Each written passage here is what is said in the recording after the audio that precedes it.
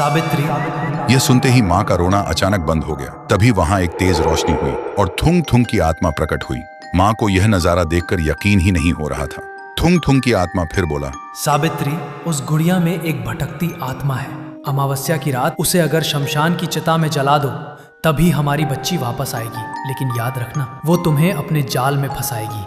यह सुनते ही माँ ने रोते हुए थुंग थुंग को छूने के लिए हाथ आगे बढ़ाया, लेकिन अगले ही पल थुंग थुंग की आत्मा गायब हो गई। इसलिए माँ को लगा शायद यह सब उनके दुख और मन का वहम था। फिर वह घर की तरफ लौटने लगी, लेकिन जैसे ही उसने घर की चौखट पर पैर रखा, माँ अचानक रुक गई। उसने देखा वह गुड़िया वहां पड़ी थी और तभी वह गुड़िया धीरे से बोली, माँ, अब कहाँ चली गई थी मुझे अकेली छोड़कर? मेरे साथ छुपन छुपाई खेलो ना। ये बोलते ही वह गुड़िया अचानक वहां से गायब हो गई। तभी अचानक माँ को मीरा की आवाज सुनाई दी।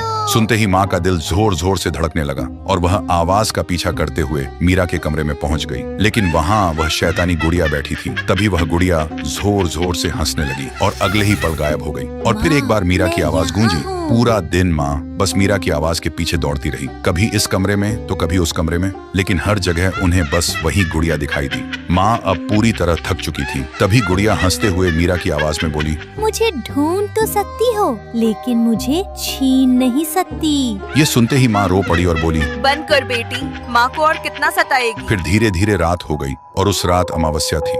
रात को देखते ही माँ को याद आया श्मशान वाली बात। अब माँ समझ गई थी इस शैतानी गुड़िया को ताकत से नहीं बल्कि प्यार से हराया जा सकता है। फिर माँ एक लोरी गाने लगी जो मीरा को बहुत पसंद थी।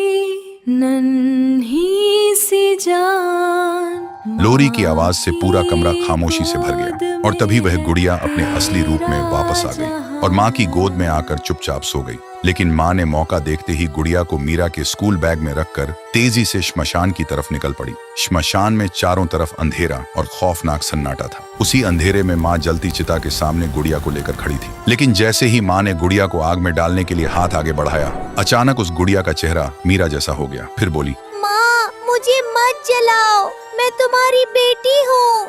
सुनते ही माँ के हाथ कांपने लगे और उसकी आंखों से आंसू बहने लगे। माँ पीछे हटने ही वाली थी, लेकिन तभी माँ को अपने मरे हुए पति की बात याद आई। वो तुम्हें अपने जाल में फंसाएगी। तभी माँ ने आंखें बंद की और जोर से चीख कर बोली, तू मेरी बेटी नहीं है। और उसने बिना सोचे गुड़िया को चिता की आग में फेंक दिया। आग लगते ही गुड़िया से एक भयानक चीख निकली जैसे कोई जिंदा जल रहा हो और देखते ही देखते गुड़िया धीरे धीरे राख में बदल गई। माँ वहां से रोते हुए भागती हुई सीधा अपने घर आई। घर आते ही उन्होंने देखा मीरा दरवाजे के पास खड़ी है। ये देखते ही माँ की जान में जान आई और वह वहीं गिर के फूट फूट कर रो पड़ी। मीरा दौड़कर माँ के पास आई और माँ के गले लग गई और उस दिन के बाद से उनके घर में फिर कभी कोई अंधेरा नहीं आया। अब सब कुछ ठीक हो चुका था।